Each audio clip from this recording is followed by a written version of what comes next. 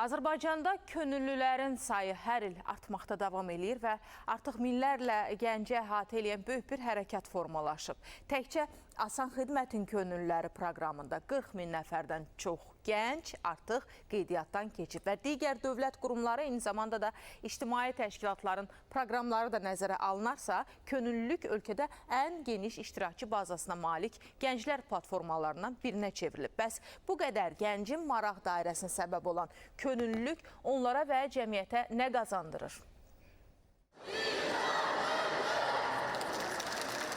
Könüllülük mənim üçün minlərlə kilometrlik bir uğur zirvəsinin ilk addımlarıdır. Qəlbdən gələn sevgi. Gələcəyə gedən əsas yolun başlanğıcıdır. Sevgi, dostluq, bir də liderlik. Özümü inkişaf etdirmək üçün hər şey. Könüllülük yalnız şəxsi inkişaf üçün deyil, sosial problemlərin həlli üçün də güclü mexanizmdir. 2009-cu ildə qəbul olunan könüllülük fəaliyyəti haqqında qanun isə bu prosesə yeni dinamika gətirdi.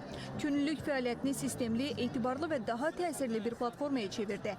Bununla da Asan Xidmətlə başlayan, Asan könülləri ilə başlayan dövlət qurumlarında könüllülük proqramı bugün artıq 32 dövlət qurumunu əhatə edir. Biz həmin könüllərimizi həm dövlət qurumlarında vətəndaş xidmətlərində görə bilərik, biz həmin könüllərimizi həm beynəlxalq tədbirlərin təşkilində görə bilərik, həm də idman yarışlarının təşkilində.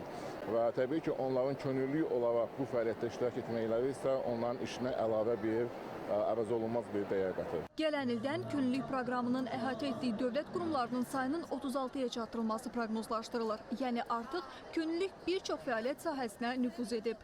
Mən könüllülük fəaliyyətinə başlayanda əslində belə böyük uğurlar əldə edəcəyimi düşünürdümmü? Düşünmürdüm desəm biraz yalan olar. Çünki mən bu yola başlayanda həqiqətən də böyük inamlı addımlarla başlamışdım və hal-hazırda mənim qurduğum karyeramda demək olar ki, könüllülük fəaliyyəti böyük yer alır. Hansı ki, ilkin addımlarım könüllülüklə başlayıb və onun mənə qazandırdığı təcrübələr olsun, qazandırdığı insanlar olsun və digər bütün keyfiyyətlərim sayəsində mən artıq bir çox dövlət qurumundan iş təklifi almışam.